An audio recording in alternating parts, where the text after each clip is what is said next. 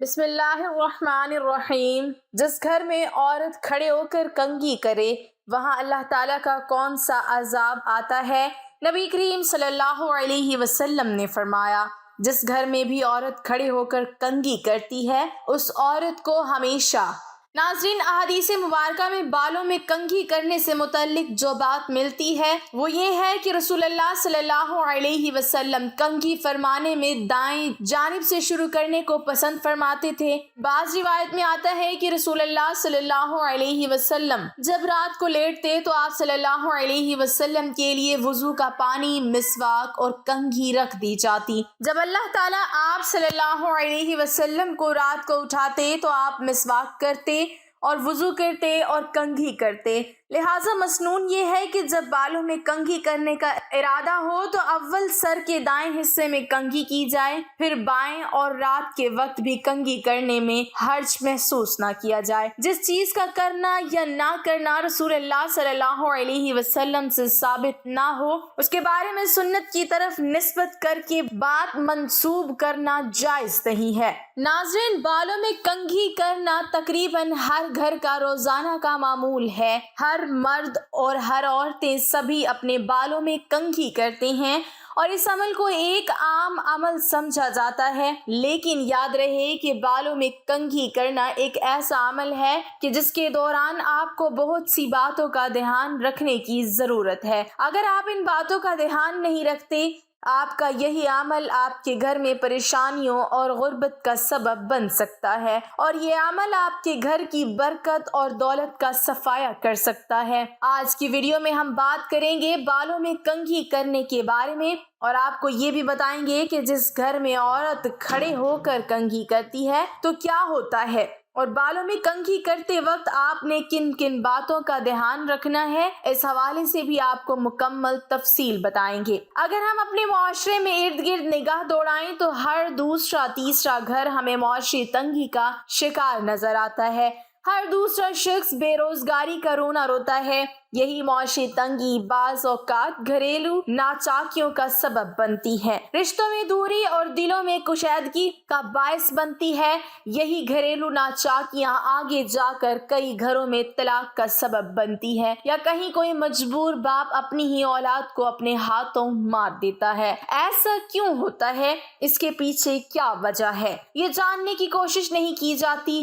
سب سے بنیادی وجہ دین سے دوری ہے اور اللہ کی ذات پر توکل کی کمی ہے۔ ہماری خواتین کو یہ بات یاد ہوگی کہ پہل گھروں میں بزرگ خواتین اکثر نوجوان لڑکیوں کو مختلف ایسی چیزوں سے روکتی تھیں کہ فلاں کام فلاں وقت میں کرنا مناسب نہیں ہے، اور پھر اس کے پیچھے کی وجہ بھی بتاتی تھیں، لیکن وقت گزرنے کے ساتھ ساتھ وہ باتیں بھی بھلائی جا رہی ہیں اور ان باتوں کو فضول سمجھا جانے لگا ہے، حالانکہ وہ باتیں ان کی آزمائی ہوئی ہوتی تھیں۔ پرانے لوگوں میں اخلاص ہوا کرتا تھا اور ان کو اللہ کی ذات پر توکل تھا، بڑوں کی قدر کی جاتی تھی، اللہ کے کلام کا احترام کیا جاتا تھا اور اللہ کے احکام کی پابندی کی جاتی تھی۔ لیکن وقت گزرنے کے ساتھ ساتھ آسائشیں بڑھتی گئیں اور لوگ ان سب چیزوں سے دور ہوتے چلے گئے، بڑوں کی نصیحت بری محسوس ہونے لگی۔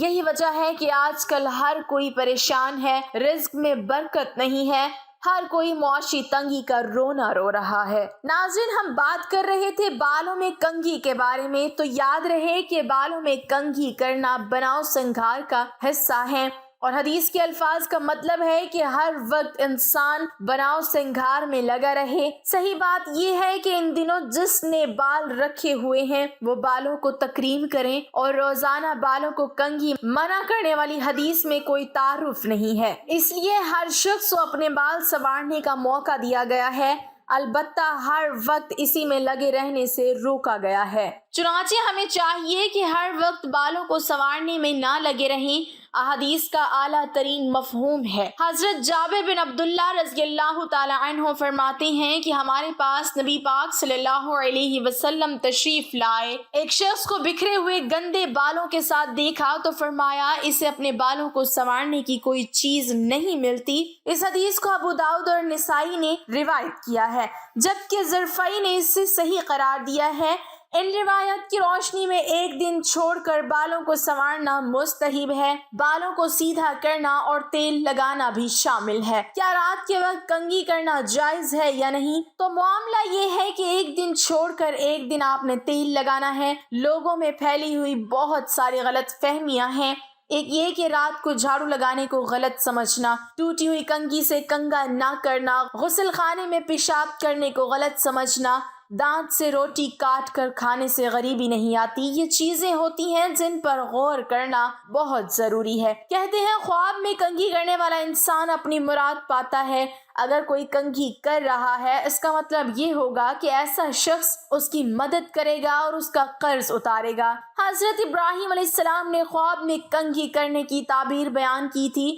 جس مرد نے خواب میں داڑھی کو کنگھی کی، اس میں سے بال نکالا تو گویا وہ مال سے زکوٰۃ نکالے گا، قرض سے نجات ملے گی، غموں سے نجات پائے گا۔ حضرت انس بن مالک رضی اللہ تعالی عنہ بیان کرتے ہیں کہ نبی کریم صلی اللہ علیہ وسلم کثرت سے سر مبارک میں تیل ڈالتے تھے اور کنگھا کرتے تھے۔ نبی اکرم صلی اللہ علیہ وسلم نے ارشاد فرمایا، جس کے پاس بال ہوں وہ اس کی حفاظت کرے، وہ ان کو دھوئیں، تیل لگائے اور کنگھا کرے۔ حضرت انس بن مالک رضی اللہ تعالی عنہ بیان کرتے ہیں کہ نبی پاک صلی اللہ علیہ وسلم کے پاس ایک دان تھا جس سے آپ خوشبو لگایا کرتے تھے۔ میں نے کبھی نہیں دیکھا کسی نے حضور پاک صلی اللہ علیہ وسلم کو خوشبو پیش کی اور آپ نے رد کی ہو۔ آپ صلی اللہ علیہ وسلم نے ارشاد فرمایا کہ تم میں سے جس شخص کو خوشبو پیش کی جائے تو اس خوشبو کو رد نہ کیا جائے۔ اللہ تعالی ہمیں آپ صلی اللہ علیہ وسلم کے اسوہ حسنہ پر عمل کرنے کی توفیق عطا فرمائے۔ جہاں تک بات ہے عورتوں کا کھڑے ہو کر کنگھا کرنے اور بال باندھنے کی، جو کہ تقریباً ہر عورت کی عادت ہے، ہماری اپنی خواتین سے گزارش ہے کہ اگر آپ کی بھی یہی عادت ہے تو اس کو آج سے چھوڑ دیں، کیونکہ یہ بات ہمارے مطالعے میں آئی ہے کہ خواتین کا کھڑے ہو کر بالوں میں کنگھی کرنا اور بالوں کو کھڑے ہو کر باندھنا یا کھڑے ہو کر چٹیا بنانا رزق کی تنگی کا سبب ہے۔ اس لیے ضروری ہے کہ اس عادت کو ترک کیا جائے تاکہ ہمارے اس عمل کی وجہ سے ہمارے گھر میں پریشانی نہ آئے اور ہم اپنے گھر میں معاشی اور اس کی تنگی کا سبب نہ بنے۔ جب گھر میں معاشی تنگی ہوتی ہے تو اس کا خمیازہ سب کو بھگتنا پڑتا ہے۔ ناظرین، ہم نے آپ کو معاشی تنگی اور اس کی تنگی کے اسباب میں سے ایک بڑا اسباب بتایا جو کہ خواتین سے متعلق تھا۔ اس کے علاوہ بھی تنگ دستی اور بے برکتی کے بہت سے اسباب ہیں، وہ اسباب بھی آپ کی گوشے گزار کیے دیتے ہیں تاکہ آپ ان سے بچنے کی کوشش کریں۔ نماز میں سستی کرنا، گناہ کرنا، خصوصاً جھوٹ بولنا، نیک اعمال میں ٹال مٹول کرنا، بغیر ہاتھ دھوئے کھانا کھانا، ماں باپ کے لیے دعائے خیر نہ کرنا، اندھیرے میں کھانا کھانا، دروازے پر بیٹھ کر کھانا، بغیر دسترخوان بچھائے کھانا، دانتوں سے روٹی کترنا، چینی یا مٹی کے ٹوٹے ہوئے برتن استعمال کرنا، جس برتن میں کھانا کھایا اس میں ہاتھ دھونا، کھانے پینے کے برتن کھلے چھوڑ دینا، دسترخوان پر گرے ہوئے کھانا وغیرہ کے ذرے اٹھانے میں سستی کرنا، گھر میں مکڑی کے جالے لگے رہنا، ٹوٹی ہوئی کنگھی استعمال کرنا وغیرہ شامل ہے۔ ناظرین، رزق میں برکت کے طالب کو چاہیے کہ وہ بے برکتی کے اسباب پر نظر رکھتے ہوئے ان سے بچنے کی ہر ممکن کوشش کرے۔ یہ بھی واضح ہو کہ کثرت گناہ کی وجہ سے رزق میں برکت ختم ہو جاتی ہے، اس لیے گناہوں سے بچنے کی ہر صورت کوشش کریں، کیونکہ کثرت گناہ آفات کے آنے کا سبب بھی ہے۔ آج ہم اگر اپنا محاسبہ کریں تو ہم گناہوں میں ڈوبے ہوئے ہیں، نماز کی پابندی نہیں کرتے، اللہ کی ناراضگی کا کوئی ایسا کام نہیں جو ہم نہ کرتے ہوں، اور پھر ہم یہ کہتے ہیں کہ ہمارے رزق میں برکت نہیں ہوتی۔ اللہ پاک ہم سب کو اس پر عمل کرنے کی توفیق عطا فرمائے، اور اللہ پاک ہم سب کو دین حق پر چلنے کی توفیق عطا فرمائے اور نیک کام کرنے کی بھی توفیق عطا فرمائے۔ اللہ پاک ہم سب کو 5 وقت نماز باجماعت ادا کرنے کی بھی توفیق عطا فرمائے، اور میرا سنانا اور آپ کا سننا اپنی بارگاہ الہی میں قبول اور منظور فرمائے، آمین ثم آمین۔ ناظرین، کمنٹ باکس میں اللہ پاک کے 99 ناموں میں سے ایک نام ضرور ٹائپ کریں۔